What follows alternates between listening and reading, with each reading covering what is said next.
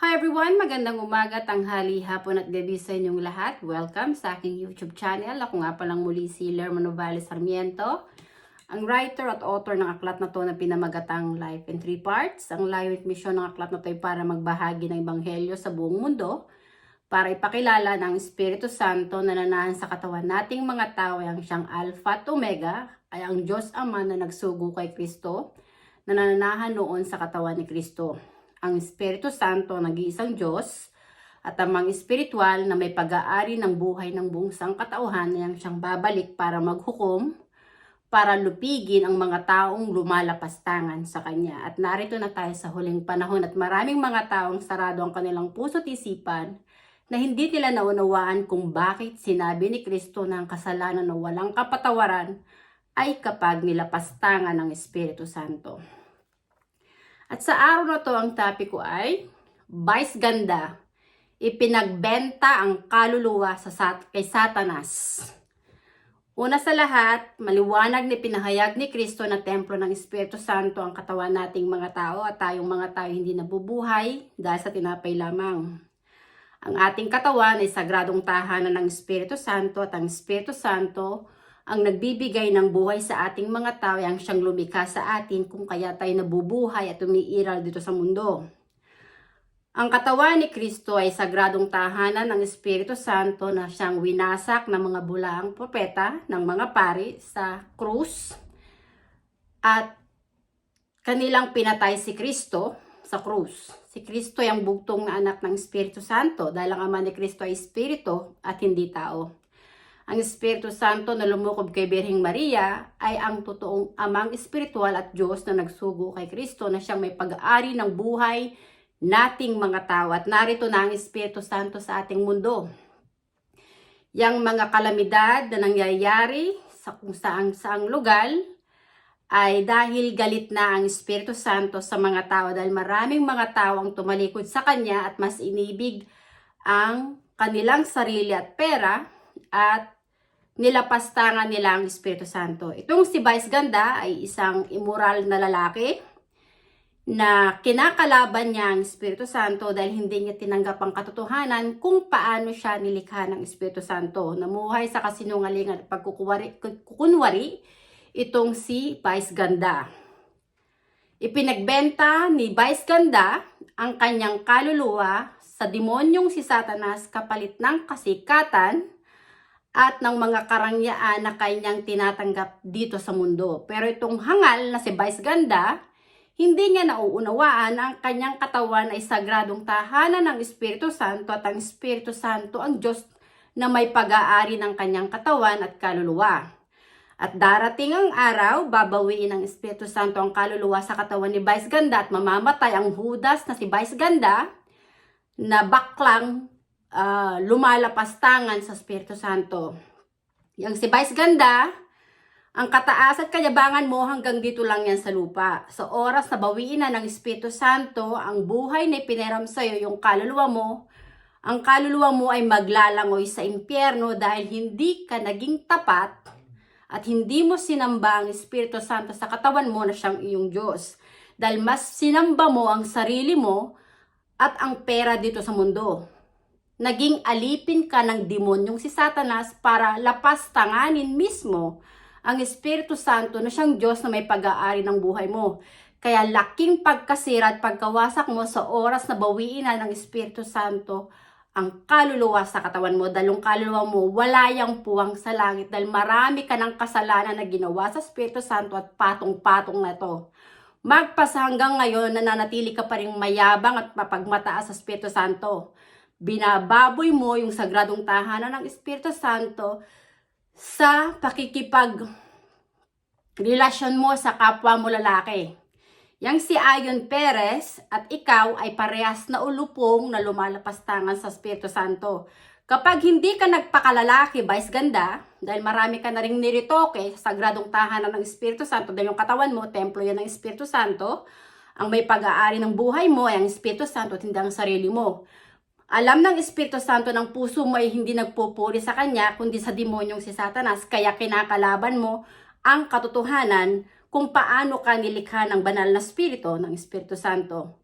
Namuhay ka sa kasinungaling at pagkukunwari. Isa kang ulupong na naging kaisa ng demonyong si Satanas na sinungaling na lumalapastangan sa Espiritu Santo. Ikaw, Vice Ganda, at yung si Ayon Perez, 10 ng mga kasamahan mo na mga bakla at pati yung mga tomboy na bumababoy sa sagradong tahanan ng Espiritu Santo. So oras na bawiin na ng Espiritu Santo ang buhay na ipinairam sa inyo, walang puwang sa langit ang kaluluwa nyo dahil kinalaban nyo ang Espiritu Santo na siyang Diyos na may pag-aari ng buhay nyo. Mag-repent na kayo. At maglakbay kayo sa Espiritu at katotohanan dahil yan ang totoong mananampalataya na naging kaisa ni Kristo. Ang sumasamba lang sa Espiritu Santo at ang iniibig na kanilang amang espiritual ay ang Espiritu Santo na nanasa kanilang katawan. Ikaw, Vice Ganda, patong-patong na ang kasalanan mo sa Espiritu Santo. Marami kang mga tao na nilalait para lang kumita ng pera, pinagtatawanan mo. Pero yung mga tao na nilalait mo, ang katawan nila ay templo rin ng Espiritu Santo at ang Espiritu Santo ang una mo ring nililibak at pinagtatatawanan. Ano ang silbi ng iyong yaman at karangyaan dito na tinatamasa sa mundo kung ang kaluluwa mo naman ay hindi makakapasok sa kaharian ng Diyos dahil hindi ka patatawarin ng Espiritu Santo at hindi ka rin kikilalanin ng Espiritu Santo na anak niya. Yung mga karangyaan at pera mo dito sa mundo sa oras na bawiin na ng Espiritu Santo yung kaluluwa sa katawan mo, hindi mo yan madadala sa kabilang buhay.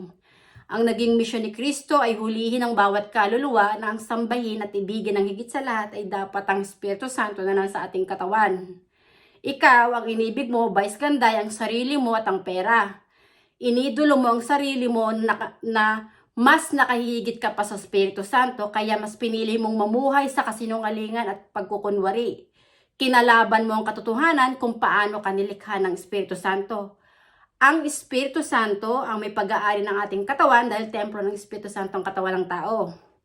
At lalaki at babae lang ang nilikha ng Espiritu Santo, walang bakla at tomboy. Ang mga bakla at tomboy ay naging kaisa ng demonyong si Satanas na mas pinili nilang mamuhay sa kasinungaling at pagkukunwari para lapastanganin ng Espiritu Santo. At maliwanag na sinabi ni Kristo na ang kasalanan na walang kapatawaran ay kapag nilapastangan mo ang Espiritu Santo. Ang mga bakla at tomboy na lumalapastangan sa Espiritu Santo na hindi nila pinanatiling sagradong tahanan ng Diyos ang kanilang katawan at binaboy nila dahil sa kamunduan at kalaswaan na pumapatol sila sa kapwa nila lalaki at kapwa nila babae ay mga immoral na ang kanilang kaluluwa ay nasa panig ng demonyong si Satanas. Kaya laking pagkasira at pagkawasak nyo. Hindi nyo kayang talunin ng Espiritu Santo na siyang Diyos Ama na nagsugo kay Kristo. Narito na ang Panginoon dahil ang Panginoon ay nananahan sa katawan ng bawat tao. At itong mundo natin na ito na puno na ng kasalanan dahil mas maraming tao ang tumalikod sa Espiritu Santo at mas inibig ang kanilang sarili at ang pera, lulupigin na ito ng Espiritu Santo. Mapalad ka kung naging kaisa ka ni Kristo, naging tapat, na pinanatili mong sagradong tahanan ng Espiritu Santo ang katawan mo at inibig mo ang Espiritu Santo na higit sa lahat dahil kikilalanin ka ng Espiritu Santo na anak niya.